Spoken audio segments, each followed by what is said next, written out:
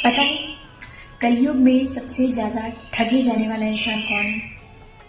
सोचो एक बार, कौन हो सकता है वो? मैं बताती हूँ, रुको।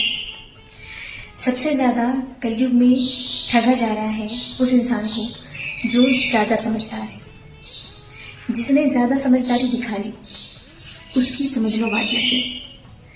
क्योंकि आप हर चीज में समझते रहते हो, हर इंसान को समझते रहते हो, हर परिस्थिति को समझते रहते हो, और एक दिन समझते समझते समझते आप इतने समझदार बन जाते हो कि आप कुछ बोल ही नहीं पाते हो। आपके साथ अन्याय भी हो रहा होता है तो भी आप शांत हो जाते हो, क्योंकि आप समझदार हो।